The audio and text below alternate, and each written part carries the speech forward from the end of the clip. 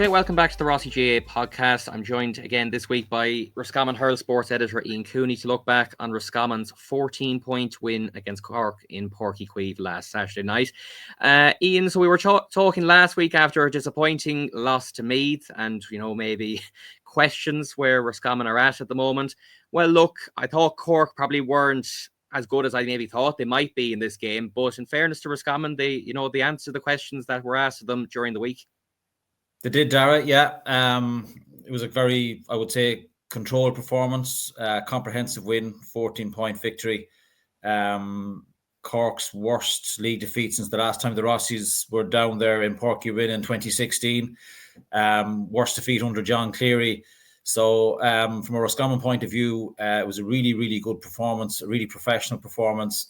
You got to take into account how poor Cork were. Just I thought they were awful, to be honest with you. But look, we're here to focus on Roscommon, and players, we were looking for a reaction, and we certainly got one.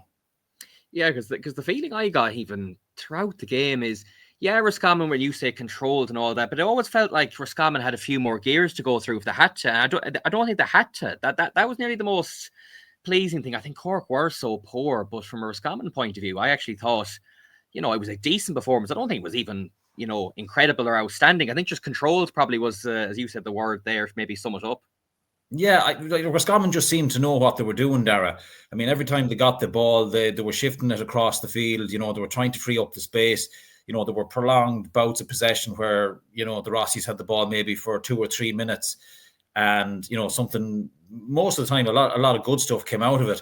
Whereas when Cork had the ball, like I was looking inside in their inside forward line, and O'Mahony and Cronin and Chris Oak-Jones were making good runs, but lads weren't picking them out.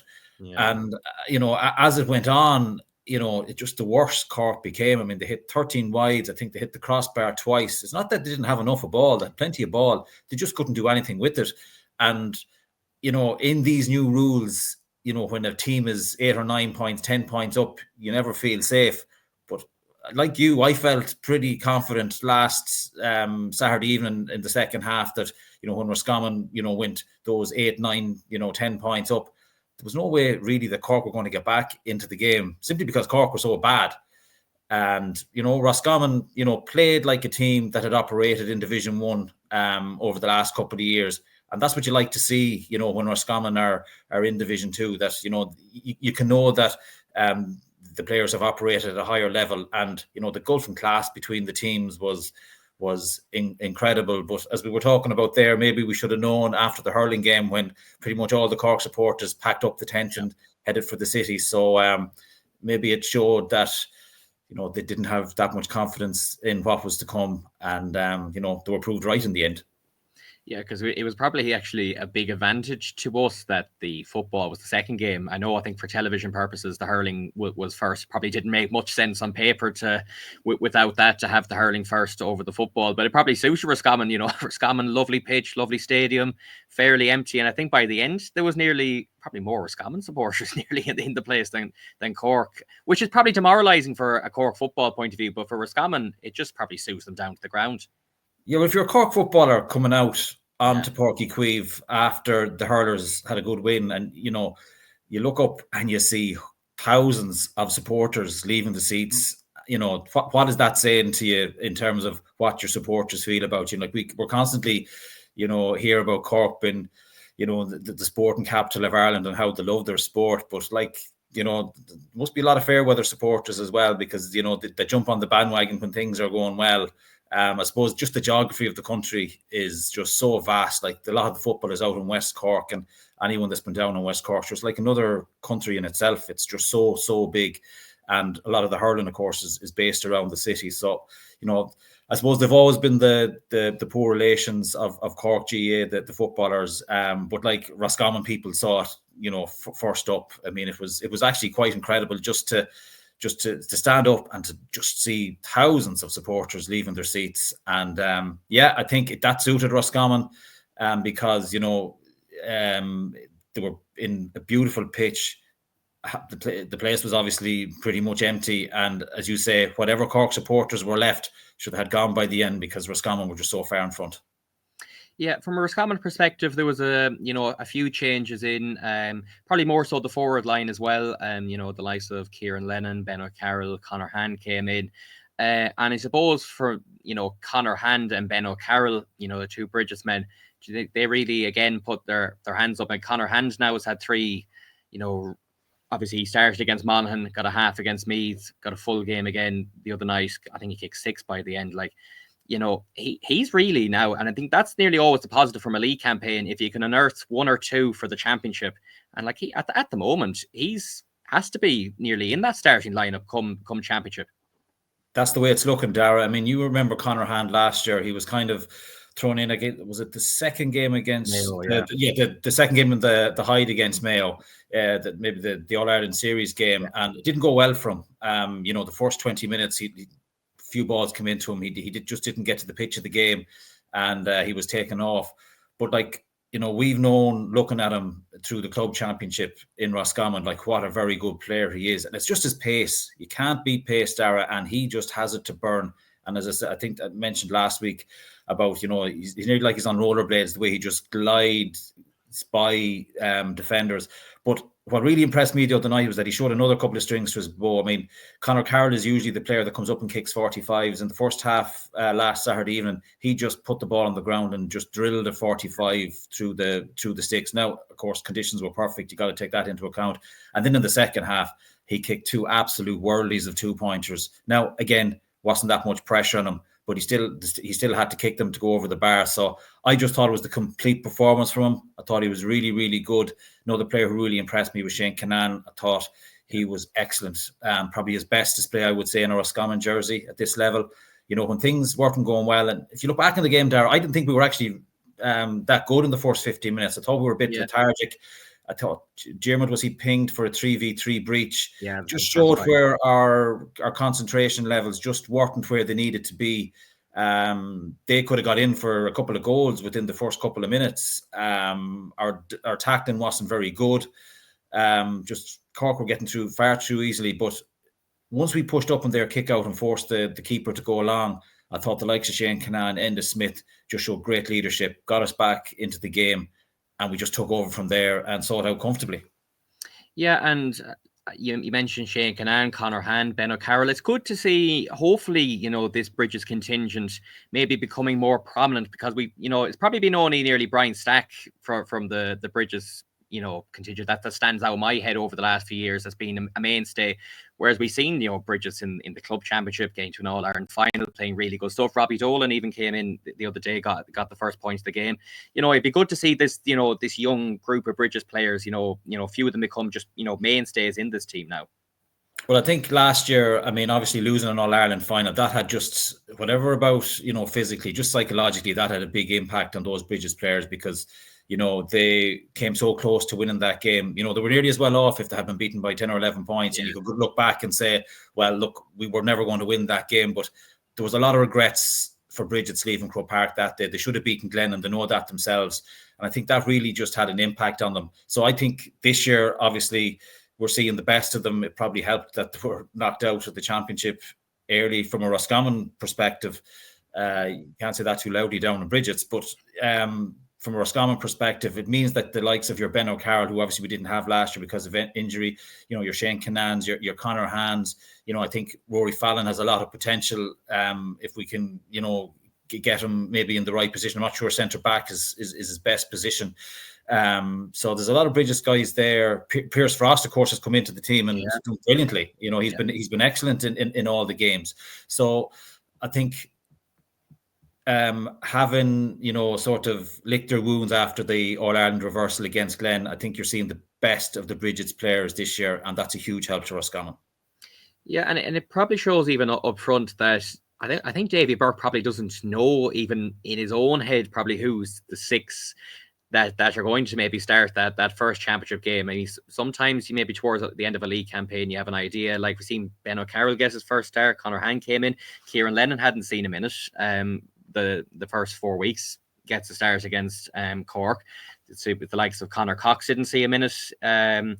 Carl Heenan still hasn't got game time. I mean, you still have Darragh Craig to come back in as well. So I suppose he's probably nearly looking at different players in different situations.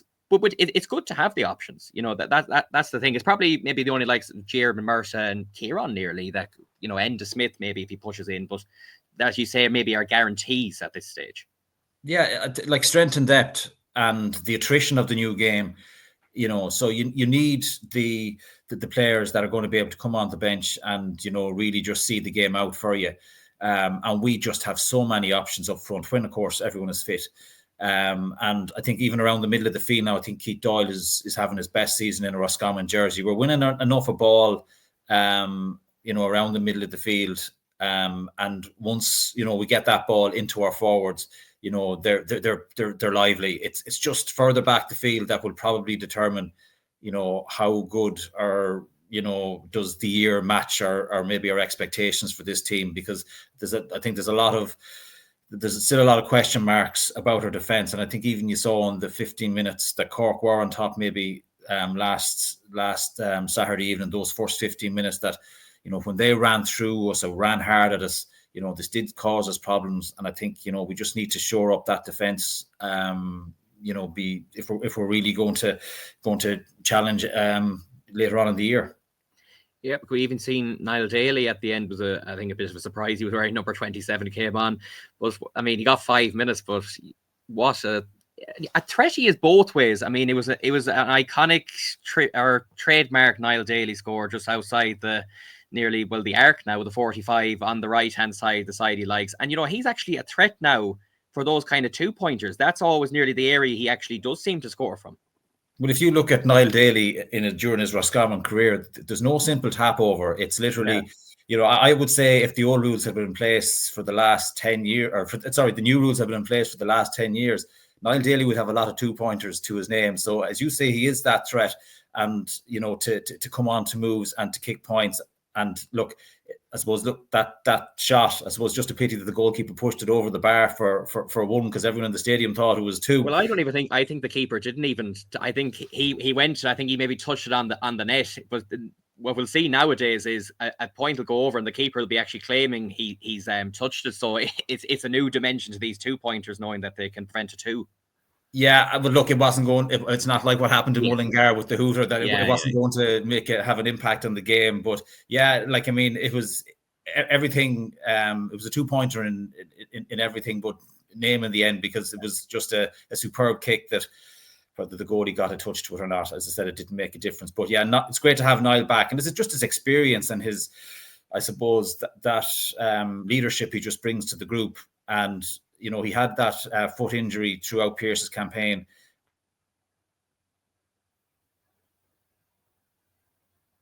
Niall Daly is still around the panel. One of the more experienced players in the panel tells you that he believes that there's this team can do something this year. Yeah, and we've seen maybe Enda Smith play more of a different role this game as well. He was nearly orchestrating things. He was on a lot of ball around the middle. This week slotted the penalty well, but again, if Roscommon are to do anything, we need Enda to have, I mean, look, when Roscommon play well, usually Enda Smith is playing well. It always seems to work out that way. Yeah, I think with Enda, I think that he wasn't himself last year after winning the All-Star. And then that you're thinking to yourself, well, there's the footballer that won an All-Star. And a lot of our games last year, he just wasn't himself, just lacked a bit of energy, I thought. Just didn't have that, get up and go about him that you would usually associate. But I think he's been much better this year. And I thought, as you say, he orchestrated matters last Saturday night. He was working back. I can remember, I think it was one of Ben O'Carroll's points in the first half. He was the guy that dispossessed the Cork going forward. I think Walsh was it, and he got the ball forward quickly. And the Cork goalkeeper was backtracking, and I think maybe if it was Keane McKeown had held on to the ball or someone, we possibly could have got a goal out of it. But it eventually worked its way to Ben O'Carroll, and he kicked a score. But that's what you want to see from Enda Smith. You want to see him working hard, going back, because he's a big, strong lad, dispossessed players. And then, of course, he's got the skill set just to get that ball forward quickly. And he was always probing. He was always looking to the point that Ultan Harney got, it was Enda just doing what Enda does, just setting it up, attracting, a bit of attention and freeing up the space for Ultan Harney to get through the gap for a score. So, I thought if you were to say pick your top 3 players from last Saturday night, you'd be thinking himself, Conor Hand, and maybe Shane Kinnan. They'd be your top 3. Thought he was excellent. Yeah, and just maybe a word for the defence. Like Niall Higgins seemed to be tracking Chris Oak-Jones the whole time, and I mean, didn't really get much. In fairness, I think he got a point by the end, maybe a fisted effort. But it was good to see. 13 points conceded. I know Cork did miss a good bit now, but look, anytime you concede 13 points, especially with these new rules, you have to be happy with that. Yeah, thought Niall Higgins was very, very good. Again, I will go back to a point I made earlier that. The work these Cork forwards were making very good runs, especially in the first half. And just the players further out the field just weren't picking them out. They were turning back, taking the safe option. But yeah, like if you look at our full back line, I think I made this point last week. Our full back line has been decent in this league campaign. John McManus, Pierce Frost and Niall Higgins, that's been the one line that's been pretty much a constant, you could say, for most of the league. I know Colin Neary, who had started the first couple of games, is out injured at the moment, but they haven't been found wanting in those games. And Niall Higgins again is building on a very, very good opening season last year. And you look at the last couple of 2 campaigns, like you're looking at the Niall Higginses, the Pierce Frosts, the Conor Hands. We're beginning to find players. Robbie Dolan, was another Bridges player. We're talking about Bridges players. He was excellent. Kicked the first point and was full of energy. So, we're beginning to build depth into the squad, and that's what you need in this new game. Yeah, and I think at the start of the league, I had Conor Devaney on, and he nearly felt that being in Division 2 had that bit of an advantage in a way that you could maybe just try a few extra lads. Whereas we saw last year, Division 1, you're nearly rushing maybe the likes of Brian Stack, Ben O'Carroll back because it's Division 1. And I mean, points at the start of the league, especially when you're trying to avoid relegation, are crucial. So in a way, Division 2 allows you maybe just to, experiment that a little bit more. Yeah, and that has always been the way with Roscommon, and we've always been able to blood these players in Division 2 when we've come back down in Division 1. And there's possibly more to come. You'd like to think that there's a few more from the under-20s last year. We haven't seen Shane McGinley yet. There's a few lads there that, you would imagine that maybe we're going to see them for championship. We don't know, but certainly in Division 2 we've found a few players, and I suppose when you're in Division 2, that really is the aim. Alongside, from a Roscommon point of view, obviously to be promoted. Yeah, just briefly looking at the general picture now. So there's 3 teams at the top: Monaghan, Meath, Roscommon, all on 8 points. Now we know Monaghan, Meath have to play each other in the next game. So look, from a Roscommon point of view, they know only one of them can get to 12. So if Roscommon win their next 2 games, they're promoted. I always felt if we got one win out of Cork and Meath that we should go up. Now, Cavan are on a bit of a roll at the moment, in this block of games. They won all 3 of them, so they're coming in with momentum. It's in Roscommon's hands. I mean, do you think we'll see it out and beat Cavan at home and then Westmeath away? Yeah, I think we'll beat Cavan at home. I think it's going to be a tough game. It's going to be a much tougher game than the Cork game was. Be closer to the Meath game. I think Cavan with momentum are always dangerous. Like they can hit just a streak of form and can start, racking up big scores.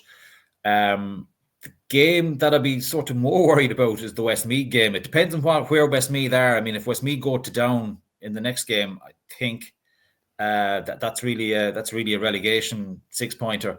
And if Westmeath lose that, they're probably gone. So it makes Roscommon's task in the final game that bit easier. But if Westmeath have something to play for, you'll have the Mark McHugh factor. There'll be a bit of bite to that game. And you look through Division 2, sure, Jesus, I don't know, have Westmeath, walked under a ladder or ran over a black cat, because they've had no luck whatsoever.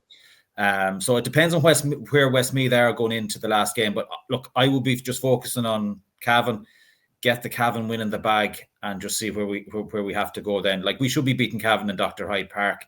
I think last year in the championship, it was a bit of a shootout. I predict something similar again, but in a lot of these games in Division 2, our forwards, the quality of our forwards are shown to be our trump card, and I would expect that to be the case against Cavan as well. Yeah, finally, because this could be the last break week. Hopefully, we don't want a break week from the Division 2 final, but you have, Cavan, Westmeath, hopefully Division 2 final, and then you have the trip to London the week after. You'll probably get a week off there, hopefully get out of London with a win, and then you're probably into a game against Galway. So, they'll probably be looking at these block of 2 weeks, maybe get a bit of work done, and then after that, it's kind of, you're don't get too much rest. You just wonder, you often, heard of teams, when they finish the league and they go into this block of championship training, like that gap isn't just there anymore. So you just wonder, like, what is going on in training in terms of, you're trying to balance matching your league ambitions, what goal you've set out in the league, and you want to be, hitting the ground for championship. I suppose from a Roscommon point of view, look, you want to be professional about it. You don't want to take London for granted, but it is London we're playing. So, you'd be hopeful that, Roscommon will just, as I said, not take them for granted, be ultra professional, be controlled as they were in Cork last Saturday night, because if they are, Roscommon will win that game. But obviously the litmus test then will be probably Galway down the road. You see how they're going at the moment. Shane Walsh, absolutely shooting the lights out with 2-pointers. Did I read a stat there this morning that he has scored more 2-pointers than any other team in Division 1? Or something like that. It's just a ridiculous stat. So, he's going to take some watching. But look, that's a long way down the road. I suppose I'm a believer that we need to just get things one at a time, and Cavan is our next focus, and got to be right for that. And if we're right for that, the rest of it will take care of itself. But it's pretty busy. And of course, the London trip coming up, it'd be a huge social gathering of Roscommon people. And we've New York to look forward to next year. So, we missed out in COVID because of it. So I'm sure there'll be a lot of people looking forward to that, but there's still a bit of work to be done. It'd be nice to be going over, if not as league champions, but definitely promoted, and that's the important thing.